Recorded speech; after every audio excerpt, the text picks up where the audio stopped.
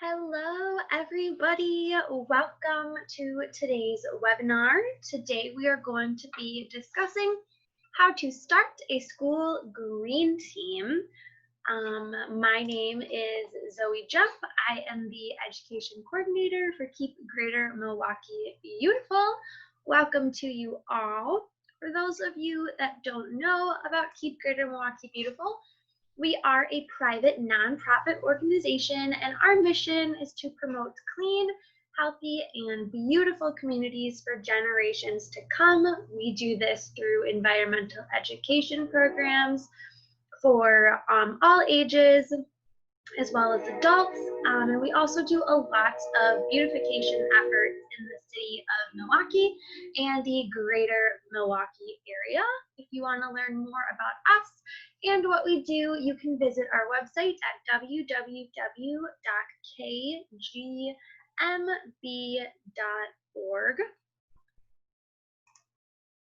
Just a few housekeeping things to get out of the way before we get started. This webinar is being recorded, so if you are interested in maybe sharing this with friends or rewatching it at a later date, you can access it on our websites. Usually the recordings are up the day after the webinar is live. Also, if you do have any questions, we will have time for a Q&A session at the end of the webinar. You can utilize the Q&A feature located at the bottom of your screen. The chat has been disabled, so just use that Q&A feature. And like I said, if you want to pop questions in there throughout the presentation, go ahead and I will view them all at the So this is our agenda for today. We are going to start out by discussing how to start your green team and how to gain participants. Then we will be discussing how to create an action plan for your green team. We'll talk about achieving goals and sharing your progress. And then I do have an example of how to start a recycling program with your green team. So we'll go through all the steps on how to do that at your school. And then lastly, we will talk about how to sustain your green team.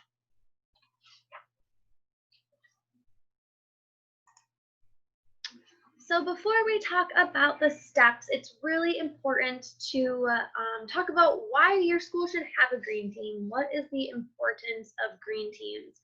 And green teams are an essential part of a school's effort to ensure that things like recycling and composting and other sustainable activities become ingrained into a school's everyday operations. Sometimes environmental aspects are kind of overlooked, but it's so important, especially now, to really put those sustainable efforts at the forefront of the school's everyday operations. Green teams also provide an interactive opportunity for your students to really make a difference.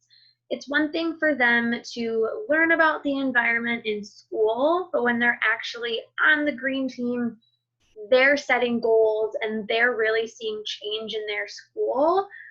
Is when the green team really kicks off. And third, green teams help students understand the why behind sustainable practices, not just the how.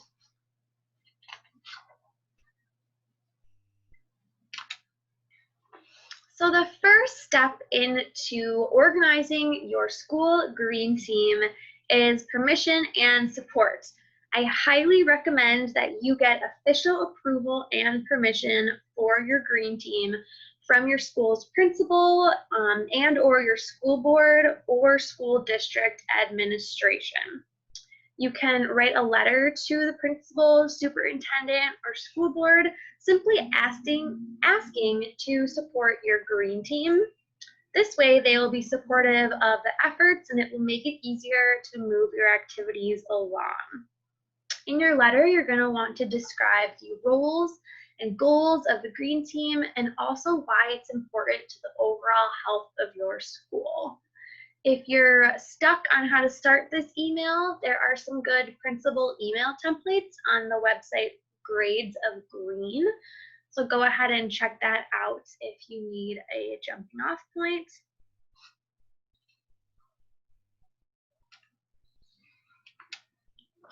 So once you have gotten that permission from your principal or superintendent, it's time to start putting together your team.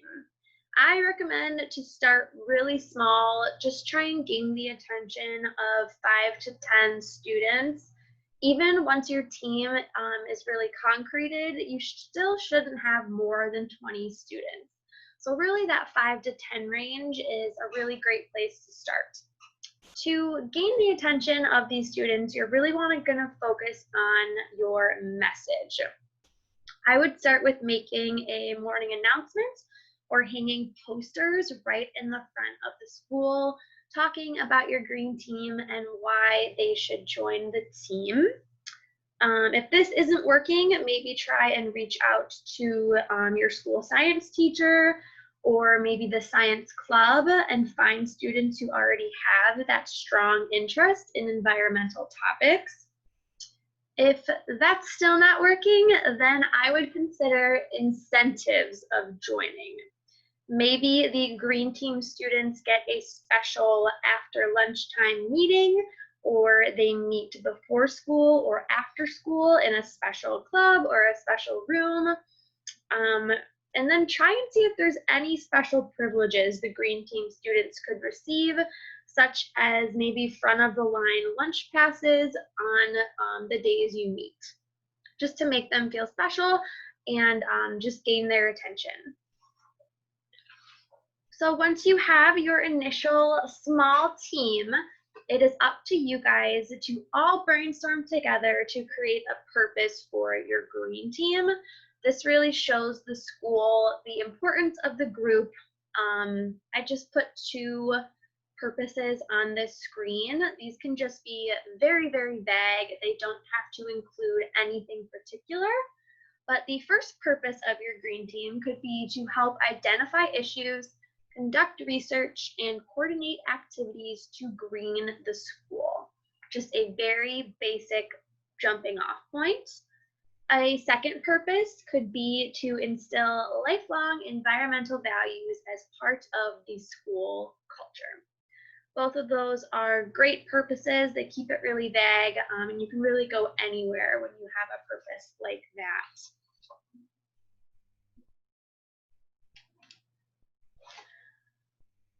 Step 3, once you have your team, you have your purpose, it's time to make a plan.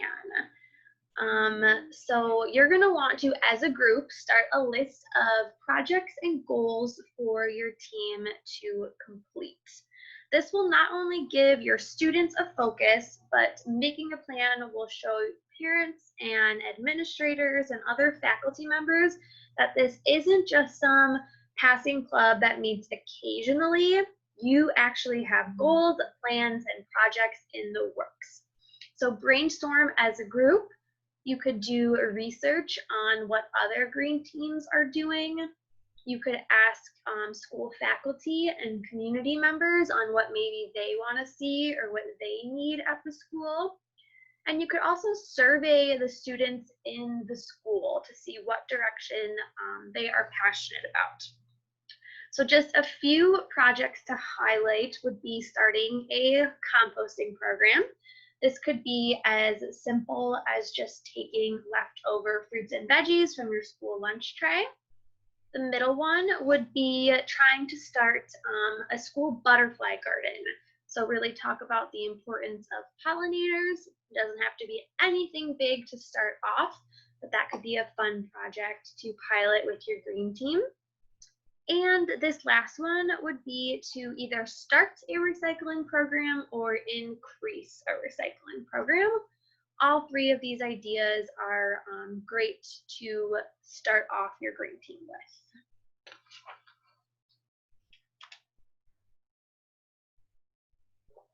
Step 4 is to establish structure in your green team. So just like with any other club at school, it's really important to establish a team schedule with weekly meetings.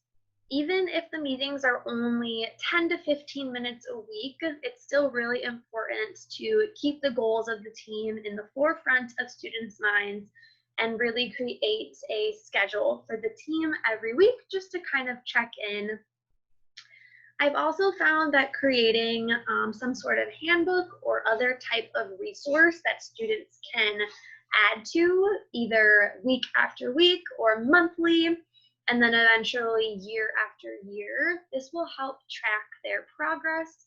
It'll help you guys stay on task, and it will help maybe new people on your green team to learn what you've done in the past and what has worked and what hasn't. Third, you could also research how your school has established other successful clubs, and you can mimic that same plan to structure your club.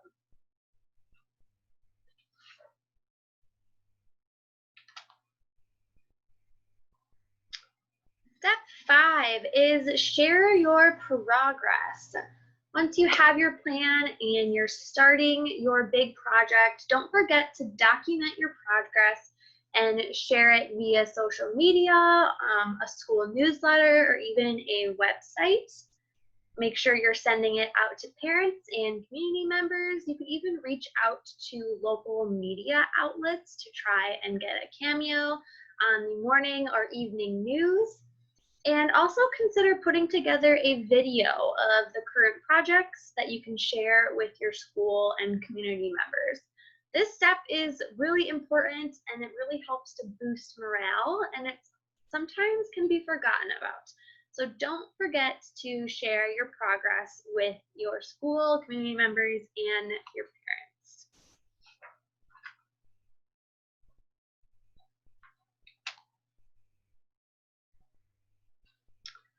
So now we are going to get into our example. So the example that we're choosing today is starting a recycling program with your green team. We are going to go through the specifics of all of those 5 steps that we just talked about. So let's say that you decided as a group that you want to focus on recycling in your school. Your green team students are really passionate about this and they want to see their school starting to recycle. You are going to want to first identify a recycling coordinator. So this doesn't necessarily have to be you. If you are the founder of this green team, this could be another member of your faculty. This could be the custodial manager. It doesn't necessarily have to be you, but you really need a coordinator that will oversee and facilitate the program. They would serve as the point of contact for the recycling program. Any questions or concerns with recycling would go to them. Again, this person could be a teacher, a facilities manager, a librarian, an active member of your PTA, or even a local city recycling coordinator if they're interested. Once your recycling coordinator has been identified, it's time to find stakeholders to support the startup of your recycling program. You really do need buy-in at the top of your school before you move to any of the other steps. So finding stakeholders is so important to get your recycling program off the ground. And at this point, it's a good idea to know if your proposed recycling program will be implemented district-wise or just at your school. This decision will likely depend on the resources available for your recycling program, but some advantages to implementing district-wise is the recycling program would be the same at every school. Therefore, it would make it really easy for the students to transition. If they have friends in other districts, they all could be recycling at the same time. District-wide implementation also makes it quite difficult for a single school to choose not to participate in the recycling program. And also your recycling hauler may also offer a better service fee if the program is implemented at every school, especially if your trash hauler is the same as your recycling hauler. So that's a really big decision you have to make in the beginning. Once your recycling program has received the proper support from the necessary stakeholders, then you can form your recycling team. It's a little confusing, recycling team and green team, and your entire green team can be a part of the recycling team, but the people on your recycling team should also include a representative from your custodial department, as they are the ones that are probably going to be managing the day-to-day of the recycling collection. You should also have someone from your cafeteria on your recycling team who can manage recycling in the cafeteria, and maybe another school teacher just for support, or an active PTA member that has time to be on the team. But yes, it can include every student from your green team, absolutely.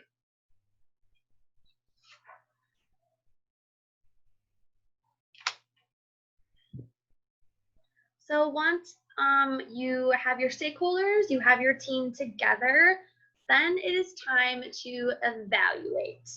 There are a few steps in here that kind of get in the way of just starting recycling right away, but these steps are very important. Evaluating your current waste operations and options should come first. It's really essential to understand your school's existing waste operations and the quantity of waste your school generates in order to implement a recycling program. So the first thing to do is contact your current trash hauler and ask if they charge a volume-based fee for service, a per ton fee, or a service frequency charge. The cost savings of reducing your trash can be seen by reducing your tonnage, volume, and service frequency, which could actually save you money on trash hauling if you're creating less trash. Also find out what is the current amount of trash that is collected on a weekly basis from your school. All right, then it is time to find a recycling hauler.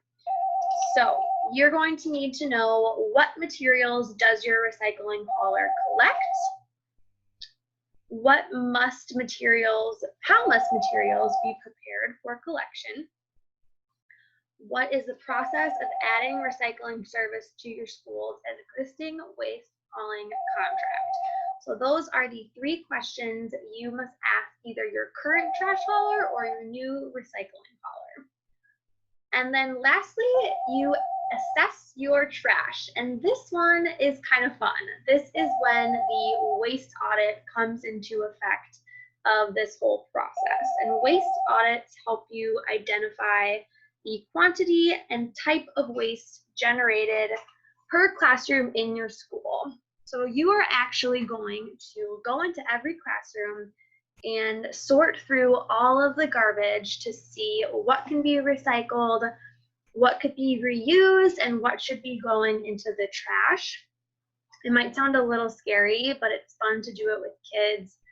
There are some really great sample waste assessment sheets at the Green and Healthy Schools of Wisconsin website, and that website is just up here on the screen. So make sure that you get that waste audit so you know what types of trash and what amounts of waste your school produces.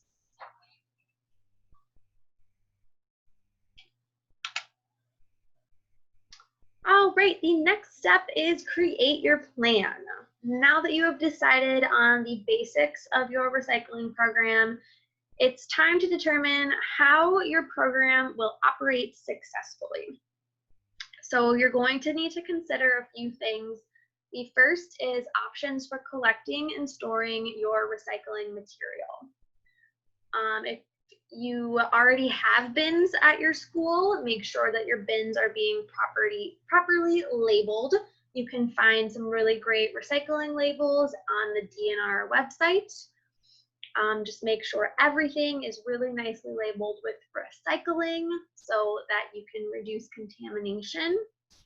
You also will need to place your bins appropriately next to your trash cans. Recycling bins should never be alone. If they are alone, people tend to just kind of dump whatever they want in there. Other things that have to do with recycling bins, you really need to know how many you need. So make sure you're looking at classrooms, cafeterias, offices, even some in the hallways near lockers during like locker cleanout, so you can get all of that paper in there. You are also going to need some large containers to store your recyclables before they are picked up by your hauler. So all things to consider for collecting and storing. Next is planning how your material must be prepared for collection. This is normally determined by your recycling provider. They will tell you how they like it. Most of them like it loose in the bin, so not bagged, but again, it is different from hauler to hauler. And containers have to be empty, they have to be dry. This comes in with the pour-off station for cafeteria liquids. If you do recycle milk cartons, you will have to make sure that those are empty and don't have any milk in them. So just some things to consider when you're wondering how you should prepare your items. Next, you need to decide how your recyclable material will be transported from the classrooms to the collection point. This is really when to get your green team students involved. If they want to be the ones responsible for transporting these small classroom bins to larger bins out in the hallway, that is a really great opportunity for them. And lastly, decide the frequency for how often recyclable material will be transported. So will the students be going into classrooms every day, every week, twice a month? And this just kind of depends on how much recycling your classrooms make, as well as how large the bins are for collection.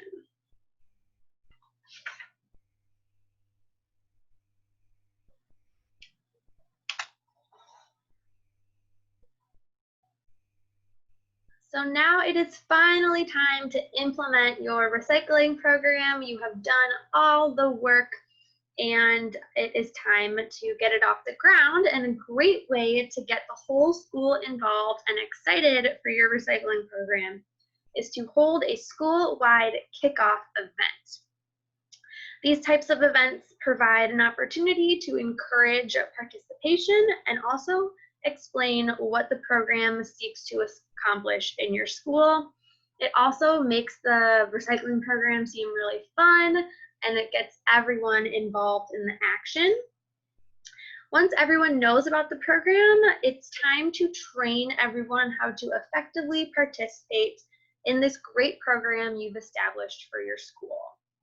This might entail doing some faculty and staff training, as well as doing classroom visits. So your green team could possibly visit every classroom and tell them about your new recycling program. Your green team could make a pre-made video that you send out to all the teachers to show in their classroom, or it could be as a morning announcement. Just 3 ways you could train each classroom. This is also a really great time to empower your staff and students by really emphasizing the environmental good they are helping to achieve by recycling right and recycling often. So you're really going to get that why in there, not just the how. Next, you're going to want to monitor and measure your progress. Program monitoring and program evaluation is a really crucial element of your recycling program. The routine evaluation will kind of get problems like contamination. You can deal with those immediately.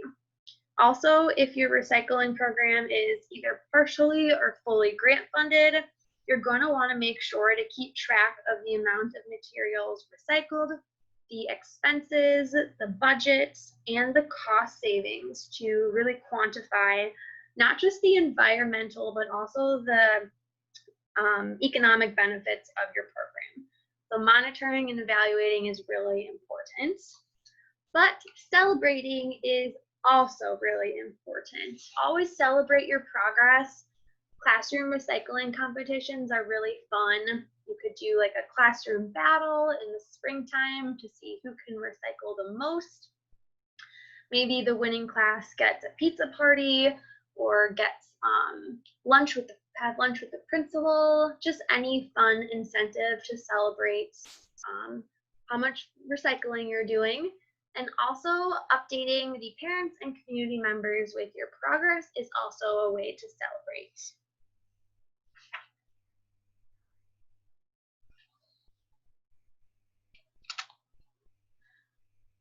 Once your program has been successfully implemented for a few months, then you can do a full evaluation of how your program is doing. This starts by asking for feedback from students and faculty to really determine what's working with your program and what isn't working. So just a few example questions to ask would be, are there an adequate number of recycling bins? Do you find your recycling bin getting full too often? Are you happy with the amount of times your recycling bin is emptied? Are the bins clearly labeled and accessible to everyone? Is the educational aspect of the program helpful? Maybe you need more visits from the green team to keep talking about what you can and can't recycle, or maybe you need a different form of presentation. Do the incentives help motivate participants? And do you notice any contamination problems? Those are 5 really great questions that you should be asking both students and faculty.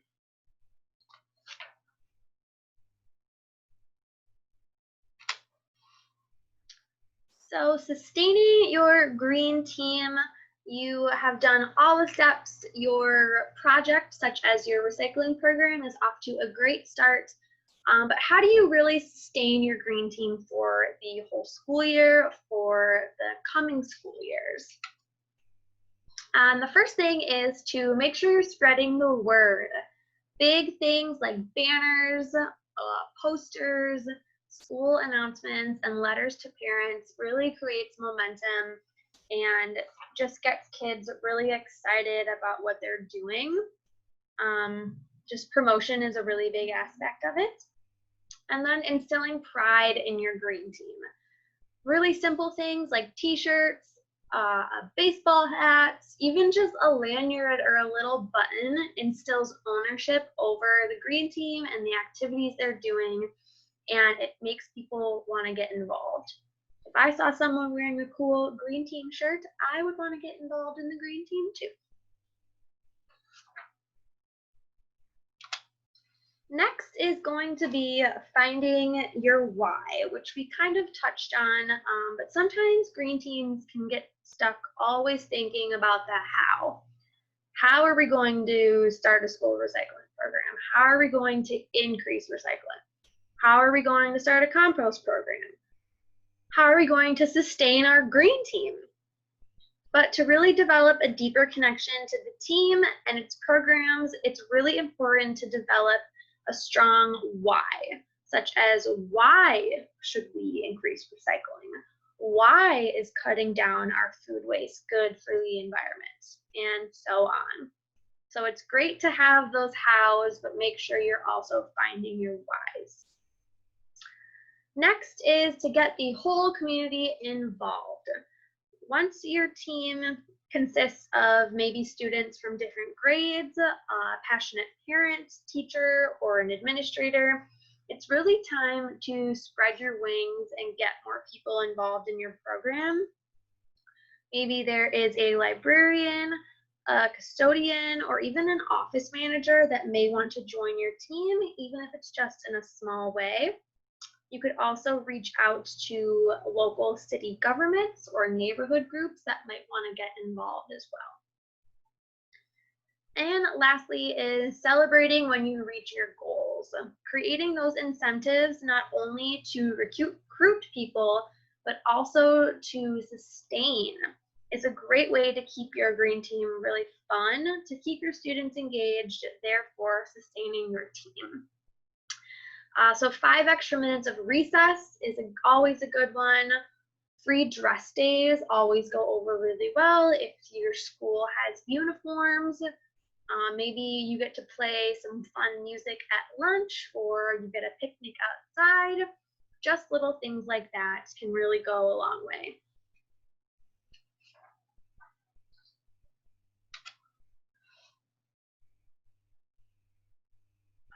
Local green team spotlight. So there are a ton of green teams in Milwaukee that are doing really cool things. And I just thought that I would kind of promote 2 of those to you guys. The first one is Longfellow School. They are part of the Green and Healthy Schools initiative. Their green team developed a plan to reduce the asphalt by 70% and recreate it into a green space. So all of this green you see used to just be a big asphalt block, I guess. And this is their plan to put trees in, to put some educational and recreational spaces. So that was a really awesome thing their green team did. Lincoln Avenue School also has a great green team. They partnered with Compost Crusaders to set up the school with bins to compost leftover lunches. This compost is then sent to Blue Ribbon Organics, and it actually buys back soil to help Lincoln Avenue maintain their garden beds. And they have themed garden beds. They have a salsa garden, a pizza garden. I think they have a soup garden, an herb garden. So just some other fun things you can do with your green team to kind of switch it up.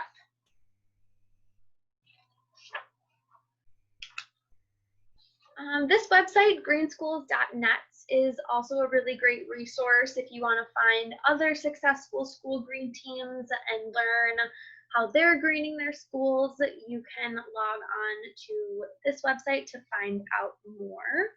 And this is in the whole United States. It's not just in Wisconsin. So it's kind of cool to see what people in California are doing, what maybe kids in Texas are doing.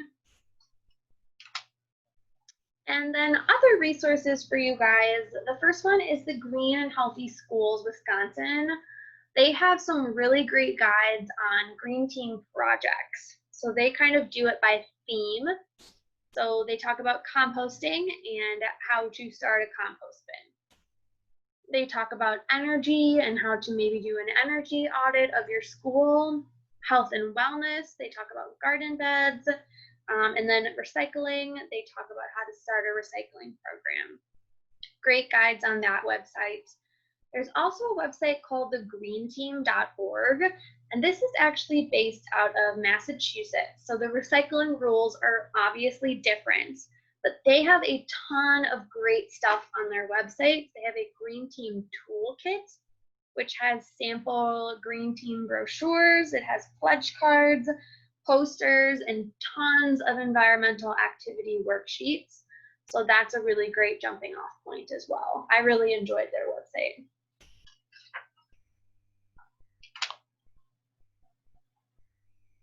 All right, so if you enjoyed the webinar today, this is actually a part of our Webinar Wednesday series. We do a webinar the second and fourth Wednesday of every single month. Today's webinar recording will be up on our website at kgmb.org/webinars. Our 2 upcoming webinars, one is on Wednesday, September 23rd at 11 a.m. We are going to dive into plastic recycling in Milwaukee. We'll talk about what plastics you can recycle, plastics you should be reusing, and how plastics are recycled at the Milwaukee Recycling Facility. And then on Wednesday, October 14th at 2 p.m., we are going to talk about greening your holidays. So may all your holidays be green, which is crazy to start talking about Thanksgiving and Christmas, but it's also exciting. So if you're interested, you can sign up for those on our website. And if you have any questions, you can always shoot me an email at zoe@kgmb.org.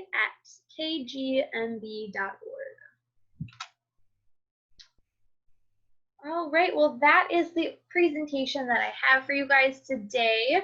Were there any questions that came up during the presentation?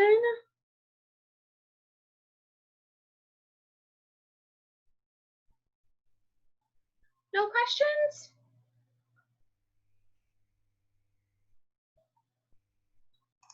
All right, well, thank you all so much for joining us. Make sure you tune into our next webinar and enjoy the rest of your day.